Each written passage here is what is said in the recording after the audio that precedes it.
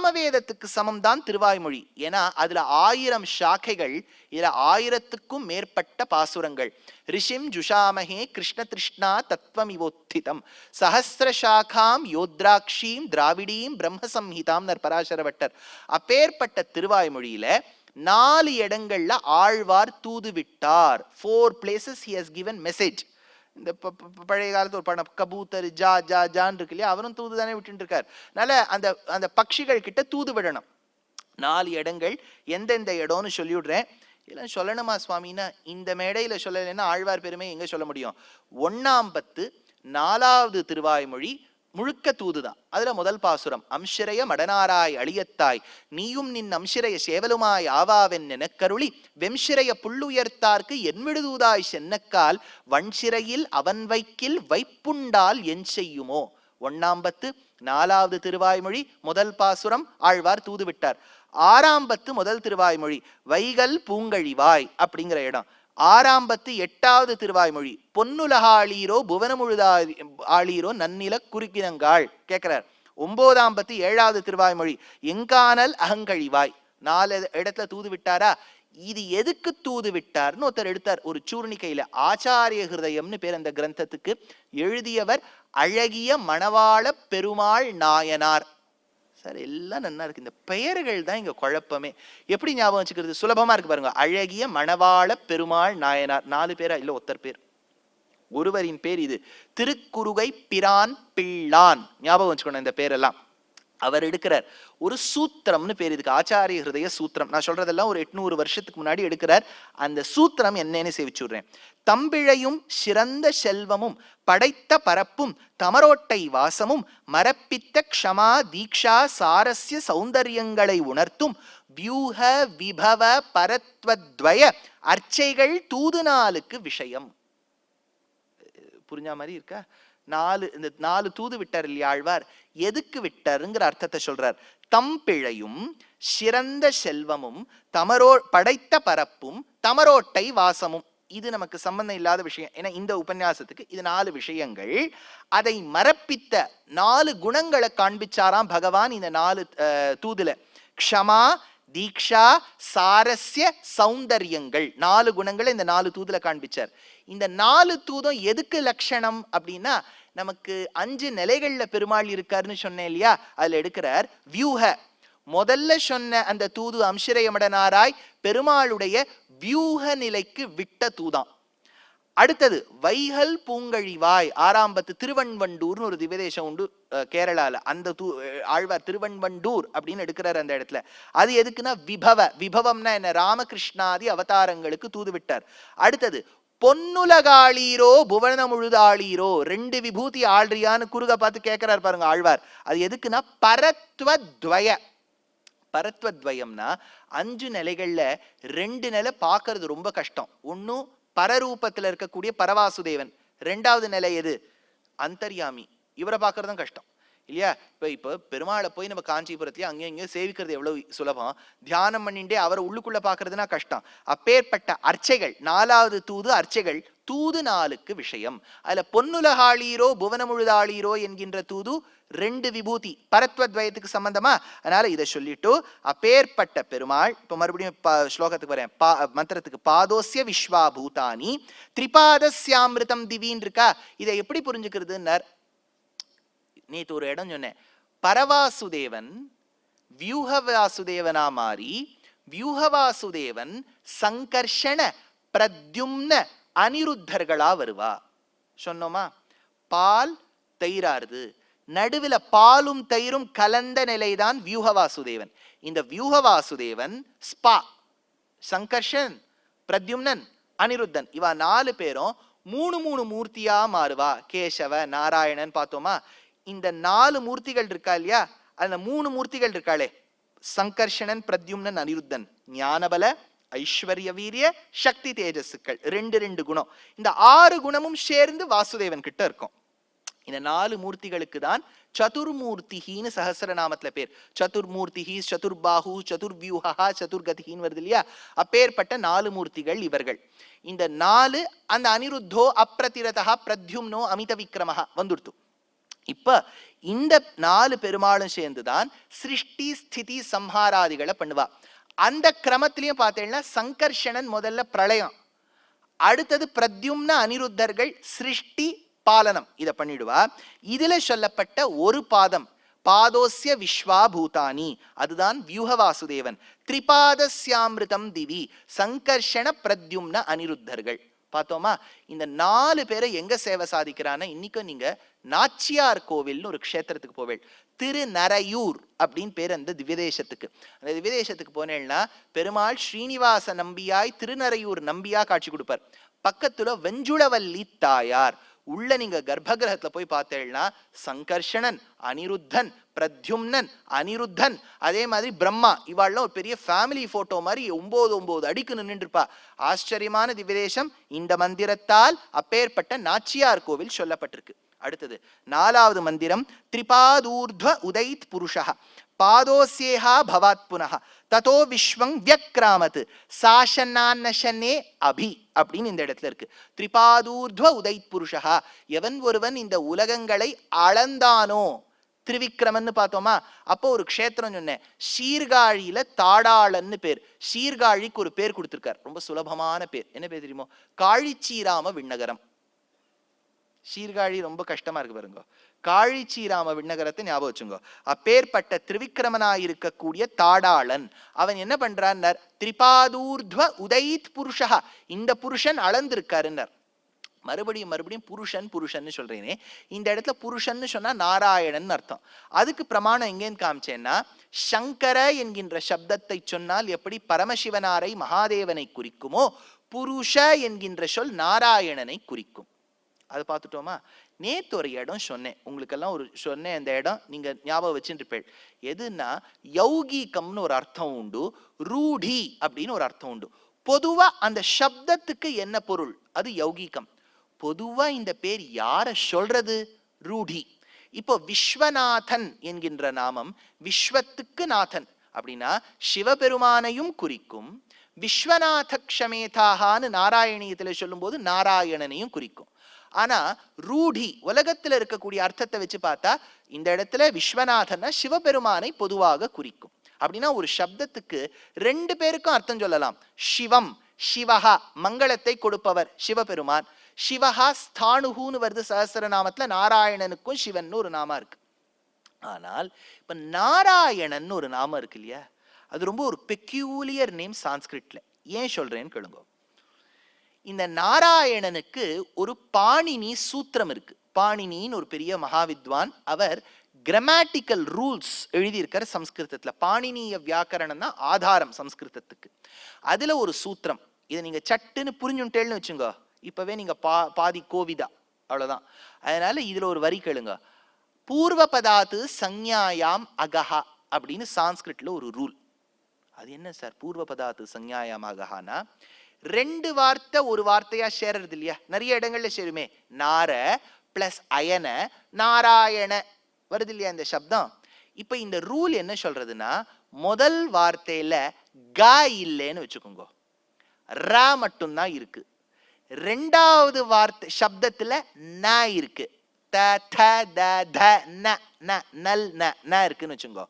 முதல் சப்தத்துல க இல்ல ர இருக்கு, 2வது சப்தத்துல ந இருக்கு.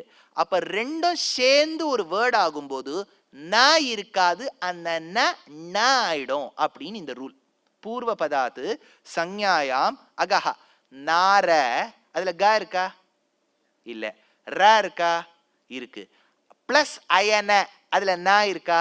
நார பிளஸ் அயன நாராயண அப்படின்னு நம்ம சொல்ல மாட்டோம், நாராயண அப்படின்னு வருது. அப்ப நக்காரம் ஒண்ணு வந்துடுறதா? இப்ப ஒண்ணுமே வச்சுக்கோங்களேன், உத்தர பிளஸ் அயன உத்தராயணம் தானே சொல்றோம் அந்த இடத்துல. அப்போ அதுல பாணினி என்ன பண்ணிருக்காருன்னா, அப்ப நீ அந்த சப்தத்துக்கு யௌகீகமான அர்த்தம் கொள்ள முடியாதுன்னுட்டார். ரொம்ப டீட்டெயிலா போறீர் சுவாமி, நாங்க ஏதோ கதை கேட்கலான்னு வந்தா இது ஏதோ கிளாஸ், கிராமட்டிக்கல் கிளாஸ் மாதிரி இருக்கு, கிராமர் கிளாஸ் மாதிரி இருக்கு. கதைக்கு வந்துடுறேன், கவலைப்படாதீங்க. இப்போ இந்த நாராயண என்கின்ற சப்தம் ஒரு புருஷனுக்கு தான் அர்த்தம் சொல்ல முடியும், 2வது நபருக்கு சொல்ல முடியாது அப்படின்னு இதுக்கு அர்த்தம். இது யார் சொல்றாங்கிறத ரொம்ப அழகா எடுக்கிறேன். அப்பைய தீட்சிதர் ஒரு பெரிய மகாவித்வான் இருந்தார், பரமசிவ பக்தர், வரதராஜன் கிட்டயும் பிரதிபக்தி உண்டு. அவர் ஆனந்தலஹரிங்கிற வியாக்கியானத்துல இதை சொல்றார். நான் அப்படியே அந்த பங்கியை சேவிச்சுடுறேன், அதுக்கு அர்த்தத்தை சொல்லிட்டு கதைக்கு மேல நகரலாம்.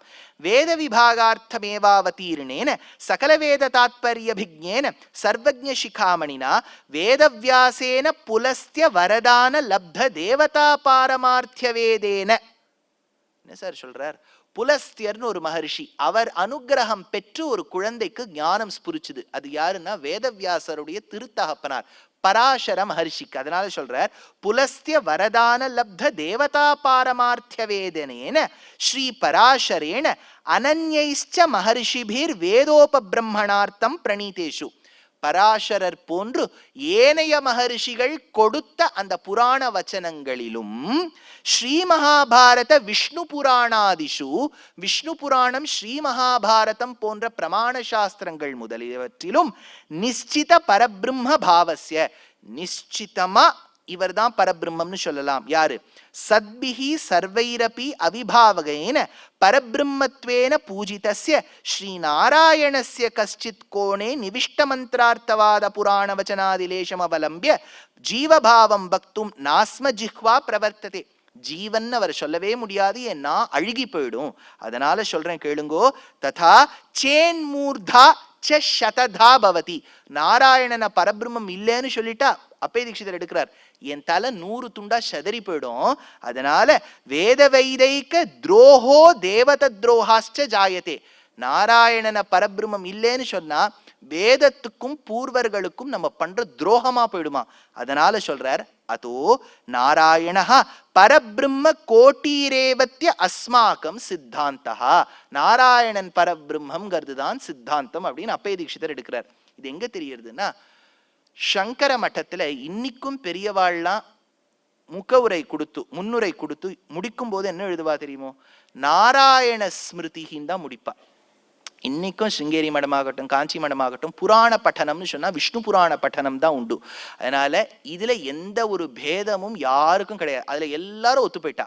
அவரவர்களுக்கு இஷ்ட தேவத்தை பிடிச்ச தேவத்தைன்னு இருக்கும். சில பேருக்கு பூதேவியை பிடிக்கலாம், சில பேருக்கு நீலாதேவியை பிடிக்கலாம், சில பேருக்கு பரமசிவனாரை பிடிக்கலாம், சில பேருக்கு அம்பாள் அவ்வளவு பிடிக்கலாம், சில பேருக்கு கணபதியை பிடிக்கலாம். எல்லாரும் சாஸ்திரோக்தமான தேவதைகள் தான். ஆனா இந்த இடத்துல அப்படி சொல்லும் போது புருஷ என்கின்ற சப்தம் நாராயணனை குறிக்கும் அப்படின்னு இந்த இடத்துல எடுத்துட்டு, தஸ்மாத் விராட ஜாயத விராஜோ அதிபூருஷ சஜாதோ அத்தியரிச்சத பஷாத் பூமி மதோபுரஹ.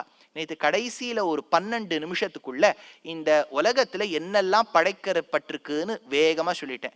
கிளம்பும் போது 2 பேர் வந்து சொன்னா, கொஞ்சம் ரொம்ப சீக்கிரம் போயிட்டேள், டக்கு டக்கு டக்குன்னு போயிட்டேள், அதனால திரும்பி சொல்ல முடியுமா? நான் திரும்பி சொல்லிட்டு அந்த மந்திரார்த்தத்துக்கு போயிடுறேன்.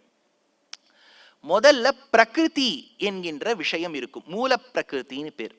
ஒன்னொன்னா நீங்க ஞாபகம் வச்சுக்கணும். மூல பிரகிருதி, மருவி, மகத்து அப்படிங்கிற தத்துவமாகும்.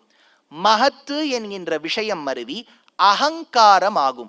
அகங்காரம் முக்குணங்களோடு சேரும். அப்ப சத்வ ரஜோ தமோ குணங்களோடு இந்த அகங்காரம் கலக்கிறதா? சாத்வீக அகங்காரம், ராஜச அகங்காரம், தாமச அகங்காரம் உருவாருதா? தாமச அகங்காரம் மருவி முதல்ல பஞ்சபூதங்கள் ஆகும். அதுதான் ஆகாஷாத் வாயுஹு, வாயோர் அக்னிஹி, அக்னேர் ஆபஹா, ஆபஹானா ஜலம், அத்யஃப் பிருத்திவி. இன்னைக்கு சைவத்துல ரொம்ப பிரசித்தமாக கொண்டாடுவார்கள் பஞ்சபூத லிங்க கஷேத்திரங்கள்னு. அதனால இப்ப அருணாச்சலம் என்கின்ற கஷேத்திரம், திருவண்ணாமலையில சிவன் பரமசிவனார் அக்னி ரூபமாக காட்சி கொடுக்கின்றார். ஜம்புகேஸ்வரம்ங்கிற கஷேத்திரம் திரு ஆனைக்கா, அந்த இடத்துல ஜலரூபமாக காட்சி கொடுக்கின்றார். ஆகாசமாய் சிதம்பரத்தில் காட்சி கொடுக்கின்றார். பிருத்திவி என்கின்ற தத்துவமாய் காஞ்சிபுரத்தில் ஏகாம்பரேஸ்வரராய் காட்சி கொடுக்கிறார் ஒரு சாரார். இல்ல திருவாரூர்னு சொல்றவாளும் இருக்கா. அதை விடுவோம், இப்ப சர்ச்சைக்குள்ளெல்லாம் நம்ம போக வேண்டாம். வாயு ரூபமாக ஸ்வர்ணமுகி என்கின்ற நதிக்கரையில் ஸ்ரீகாளஹஸ்திங்கிற கஷேத்திரத்துல காட்சி கொடுக்கிறார். அதனால இந்த 5 பூதங்கள் எடுத்தா இந்த ஒவ்வொரு பூதத்துக்கும் ஒரு தன்மாத்திரை உண்டு, ஒரு ஸ்பெசிபிக் ஃபீச்சர் உண்டு, தன்மாத்திரைன்னு பேர். ஆகாசத்துக்கு சப்தம், வாயுவுக்கு ஸ்பர்ஷம், அக்னிக்கு ரூபம், ஜலத்துக்கு ருச்சி, பூமிக்கு பிருத்திவிக்கு வாசனை கந்தம். இந்த ஆகாசம் என்கின்ற தத்துவத்துக்கு தன்மாத்திரையா இருக்கக்கூடிய அந்த சப்தத்தை காதால கேட்கிறோம், ஒரு ஞானேந்திரியம் எடுத்து. வாயுவுக்கு இருக்கக்கூடிய ஸ்பர்ஷத்தை ஸ்கின் துவச்சையால உணர்கின்றோம், ரெண்டாவது ஞானேந்திரியம் எடுத்து. மூணாவது இருக்கக்கூடிய அக்னி ரூபம், ரூபத்துக்கு இருக்கக்கூடியது கண், மூணாவது ஞானேந்திரியம் ஆயிடுத்து. இந்த ஞானேந்திரியங்கள்லாம் சாத்வீக அகங்காரம், ஞாபகம் வச்சுங்கோ. பஞ்சபூதங்கள் பஞ்ச தன்மாத்திரைகள் மட்டும்தான் தாமச அகங்காரம். பஞ்ச கர்மேந்திரியம் பஞ்ச ஞானேந்திரியம் சாத்வீக அகங்காரம் மனசோட சேர்ந்து. சரி, இப்ப நாலாவதுக்கு வருவோம். ஜலம், ஜலத்துக்கு என்ன ருச்சி, ருச்சிக்கு எது நாக்கு. அஞ்சாவது பிருத்திவி, பிருத்திவிக்கு இருக்கக்கூடியது என்ன கந்தம், கந்தவதி பிருத்திவிக்கு இருக்கக்கூடியது மூக்கு. அதனால பஞ்சபூதங்கள் பஞ்ச தன்மாத்திரைகள் பஞ்ச ஞானேந்திரியங்கள், அது தக்கவாறு செலுத்துமாறு இருக்கக்கூடிய பஞ்ச கர்மேந்திரியங்கள், இதையெல்லாம் புரிஞ்சுக்கிறதுக்கு ஒரு மனசு. அப்படின்னா பிரகிருதி, மகத்து, அகங்காரம், 5 5 5 5 20 23, மனசு 1 24, 24 சேர்ந்துதான் அச்சேதன தத்துவம். பார்த்தோமா? சித்துங்கிற ஜீவாத்மா 3 கோஷ்டியா இருக்கு, பத்தன், முக்தன், நித்யன். பார்த்தோமா? இந்த அச்சேதனத்தையும் சேத்தனத்தையும் தன் செயலில் வைத்துக் கொள்பவர் அவர்தான் சர்வலோகேஸ்வரன், ஈஸ்வரன், 26வது தத்துவம். பார்த்தோமா? இப்ப இந்த பஞ்சபூதங்கள் உருவான பிரக்கிரியையில பஞ்சீகரண பிரக்கிரியான்னு ஒண்ணு இருக்கு. இது எங்கேன்னு சொல்லிவிடுறேன், இது கொஞ்சம் இதுவும் ரொம்ப சுலபம், நீங்க புரிஞ்சுருவேள். இப்போ ஆகாசம் என்கின்ற முதல் பஞ்சபூதத்துல ஆகாசம் வருதா, அடுத்தது வாயு வருதா, அக்னி வருதா. இப்போ ஒவ்வொரு பூதமும் தன்னை என்ன பண்ணிக்கும், முதல்ல 2 பாதியா பிரிச்சுக்கும் சிருஷ்டி கிரமத்துல. 50% 50%. ஆகாசம் ஃபர்ஸ்ட் 50 செகண்ட் 50யா பிரிச்சுக்கிறதா. முதல்ல இருக்கக்கூடிய 50% அப்படியே இருக்கும், எந்த கலப்படமும் வராது. ரெண்டாவது இருக்கக்கூடிய 50% இருக்கு இல்லையா, அது 4ஆ விபாகமாகும். 12.5 12.5 12.5 12.5. கரெக்டா? கணக்கு சரியா இருக்கா? இப்போ ஒவ்வொரு பூதமும் அப்படி ஆகும். ஆகாசமும் அப்படி 50 50ஆ பிரிச்சு, ரெண்டாவது 50 12.5ஆ 4ஆ பிரியும். வாயுவும் 50 ஆகி அடுத்த 50 4 4ஆ பிரியுது. இப்போ ஆகாசத்துல இருக்கக்கூடிய 12.5 வாயுவோட 12.5ஓட கலக்கும். ஆகாசத்துல இருக்கக்கூடிய 12.5 அக்னியோட 12.5ல கலக்கும். ஆகாசத்துல இருக்கக்கூடிய 12.5 ஜலத்துல இருக்கக்கூடிய 12.5ஓட கலக்கும். ஆகாசத்துல இருக்கக்கூடிய 12.5 பிருத்திவியினுடைய 12.5ல கலக்கும். இப்ப நம்ம வீட்டுல அக்னிய மூட்டுறோம்னு வச்சுங்க, அது பஞ்சபூதங்கள்ல எந்த எந்த பூதம்? அக்னி இல்லையா, 3வது பூதம். இப்ப நம்ம பார்க்கிற அக்னி 50%ஆ கலந்த பர்சன்டா? வெரி குட், ஞாபகம் வச்சுங்க. நீங்க பார்க்கிற அக்னி கலந்த அக்னி. கலக்காத பஞ்சபூதம் கண்ணுக்கு தெரியவே தெரியாது. இந்த முதல்ல ஒரு 50% இருக்கு பாருங்க, அது எங்க இருக்குன்னே நமக்கு தெரியாது. கலந்தால் தான் நமக்கு தெரியும். ஏன் சொல்றேன்னு கேளுங்க. இப்போ ஆகாசம், இப்ப ஆகாசம்னா பொதுவா திறந்த வெளின்னு சொல்லியிருக்கேன். ஆனா இப்போ ஆகாசத்தை நீங்க மேலேயும் பார்க்கலாம். ஏன்னா sky also falls under the purview of void space. இப்ப ஆகாசம், ஸ்கை அப்பியர்ஸ் ப்ளூ, கரெக்டா? Generally it appears blue. ஆகாசத்துக்கு உரிய தன்மாத்திரை என்ன? சப்தம், சவுண்ட் தானே. அப்படின்னா ஆகாசத்துல ஏற்படக்கூடிய சவுண்டை உங்களால கேட்க முடியும். எதனுடைய தன்மை? ரூபம், அக்னி இல்லையா? ஆனா இப்ப ஆகாசம் ப்ளூவா இருக்குன்னா அக்னியோட தன்மை தானே அதுல தெரியறது. புரியுறதா? அந்த பஞ்சீகரண பிரக்கிரியால அப்படித்தானே அது தெரியறது. அது ஒரு தன்மை. இப்ப ரெண்டாவது யோசிச்சு பாருங்க. இப்போ இங்க செஷல்ஸ், மொரிஷியஸ், மால்தீவ்ஸ் இதெல்லாம் இந்த சித்திரத்துல பார்த்தேன்னா அந்த ஜலம் இட் அப்பியர்ஸ் ப்ளூ. ஜலம் ப்ளூவா இல்ல, இட் அப்பியர்ஸ் ப்ளூ. ஏன்னா ஜலத்துக்குரிய தன்மை ருச்சி. ஆனா அக்னிக்கு இருக்கக்கூடிய ரூபம் அந்த ஜலத்தோட கலந்து இருக்கிறதுனால உங்களுக்கு தெரியுது. இந்த பிரக்கிரியை இருக்கு இல்லையா, திஸ் ப்ராசஸ் ஆஃப் குவின்டிப்ளிஃபிகேஷன் அப்படின்னு பேர். இதுக்கு பஞ்சீகரண பிரக்கிரியா அப்படின்னு பேர். இதையும் பெருமாள் பண்ணி வைப்பார். அப்படிதான் சிருஷ்டி மேல நகரும். அதனால தான் நாங்க குவாண்டம் கெமிஸ்ட்ரி பிசிக்ஸ்ல படிக்கும் போது ஏன் ஸ்கை அப்பியர்ஸ் ப்ளூங்கிறதுக்கு நாங்க ஸ்க்ராடிங்கர் ஈக்குவேஷன், ஸ்க்ராடிங்கர்னு ஒரு பெரிய ஆச்சாரிய வரியர் இருந்தார். அவர் சொன்னார், இந்த போட்டான் பேக்கெட்ஸ் பிரிஞ்சு அதுல இந்த வெள்ளையா இருக்கக்கூடிய நிறம் பிரிஞ்சு அதுல உனக்கு ஒரு கலர் தெரியுது அப்படிம்பார். இத பஞ்சீகரண பிரக்ரியா நம்ம பெரியவாள்லாம் சொல்றா.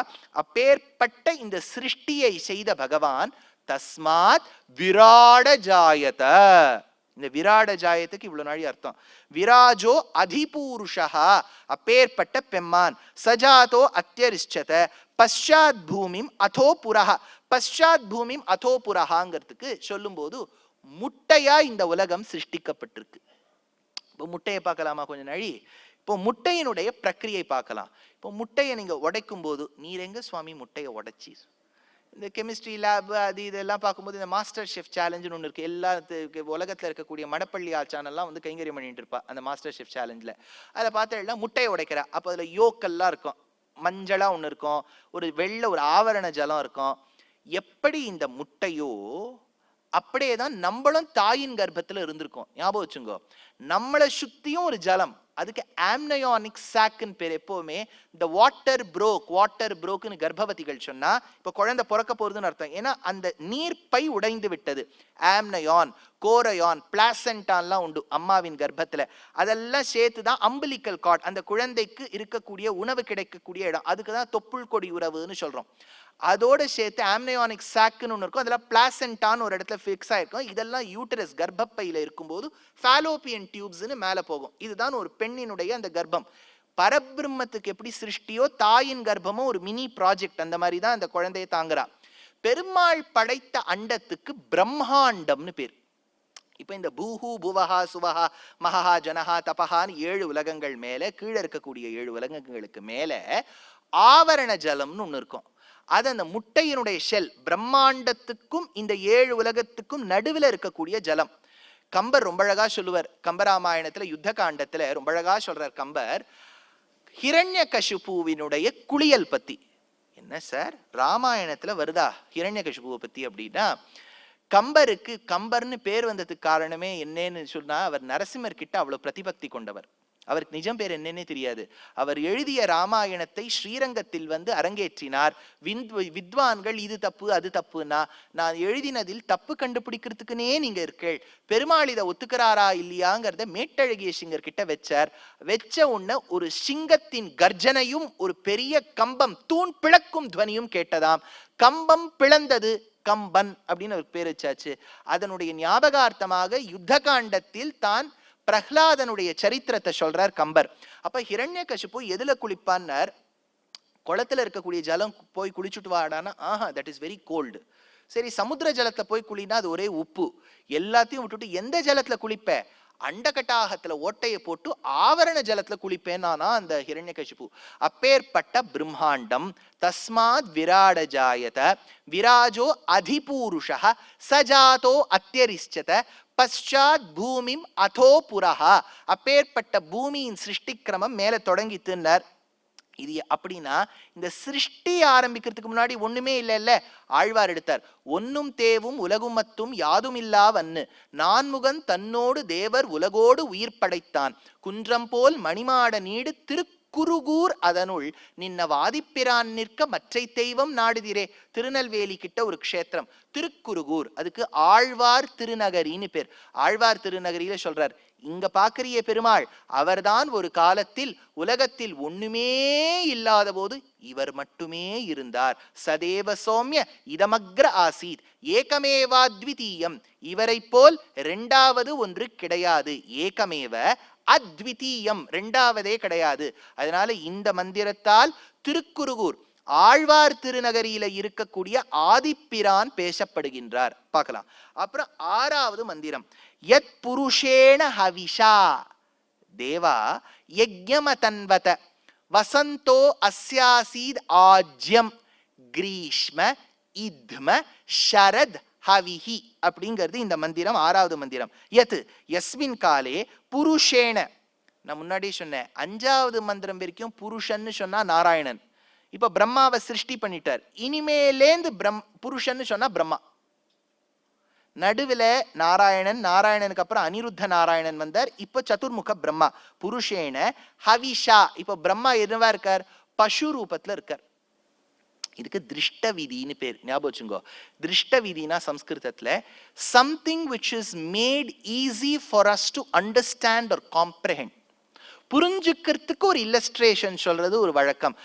இது மதுரையில் பறந்த மீன் கொடியை உன் கண்களில் கண்டேனே அப்படின்னா அவளுக்கு இந்த இடத்துல என்ன ஒரு குச்சியா நின்று இருக்கு, கொடி இப்படி பறக்கிறதுன்னு அர்த்தம் இல்ல. இல்ல, அந்த மீனின் அழகு உன் கண்ணுல தெரியறதுன்னு அர்த்தம். மதுரையில் பறந்த மீன் கொடியை உன் கண்களில் கண்டேனே, சேரன் புதுவையில் போரில் புரிந்த சேரன் வில்லை உன் புருவத்தில் கண்டேனே, தஞ்சையில் பறந்த புலிக்கொடியை உன் பெண்மையில் கண்டேனே காளிதாசன் கண்ணதாசன். ஏன் கண்ணதாசன் அப்படி சொன்னார்னார்? ஏன்னா நிறைய புருஷ சுத்தத்தோட அர்த்தம் கேட்டிருக்கார். பின்னாடி அவர் திருந்தி வந்துட்டாரே, அர்த்தம் உள்ள ஹிந்து மதம்லாம் சொன்னார் இல்லையா, கேட்டிருப்பார். அதனால திருஷ்ட விதியா ஒண்ணு காண்பிக்கிறார். திருஷ்ட விதினா என்னன்னா இல்லஸ்ட்ரேஷனுக்காக சொல்லப்பட வேண்டிய ஒரு விஷயம். பிரம்மா இப்போ பசுவாயிட்டர். நீங்க உடனே பிரம்மா வந்து 4 தலையெல்லாம் மருவி அனிமேஷன்ல போய் அப்படியே பசுவார்துன்னா வச்சுக்காதீங்க. அர்த்தம் என்னன்னா he became one of the ingredients to creation அர்த்தம். ஞாபகம் வச்சுங்க. அப்பேற்பட்ட புருஷேன சதுர்முகாத்மகேன ஹவிஷா பசுனா ஹவிஷ்டேன பசுவா மாறிவிட்டார். தேவாகா, அப்ப தேவர்கள் இந்த பசுவை வச்சுண்டு யாகம் பண்றா. அப்ப தேவாகானா யாருன்னார்? வைகுண்டத்துல எப்பவுமே இருக்கக்கூடிய ஜீவாத்மாக்கள் சில பேர் இருப்பா. அவளுக்கு பேர் என்ன? நித்தியசூரிகள்ல தான். இப்ப பயாட் ஆயிடுத்து சார் அப்படின்னு சொல்லிட்டோம் இல்லையா. தேவாகா நித்தியசூரி. யஜ்ஞம் மானச யஜ்ஞம்னர் பட்டபாஸ்கரர். அந்தன்வத கிருதன்வதா அஸ்ய மானச யஜ்ஞஸ்ய வசந்தஹா வசந்த ரிதுஹு. இப்போ மானச யஜ்ஞம் ஒண்ணு பண்றா.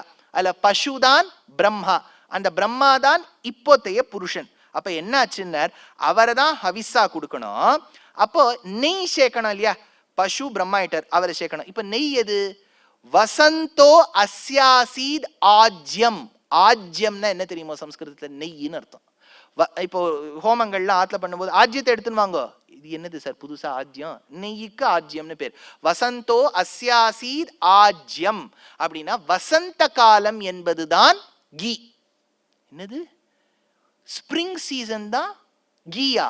என்ன சார் அது புரிஞ்சுக்கவே முடியல. அததான் திருஷ்ட விதின்னு புரிஞ்சுக்கணும். சிருஷ்டி யஜ்யம்னு நடக்கும்போது வசந்த காலம் என்பதுதான் நெய்யாம். வசந்த காலம் எப்படி இருக்கும்னார் காளிதாசன் ரொம்ப அழகா ரிது சம்ஹாரம்னு ஒரு காவியத்துல சொல்றார்.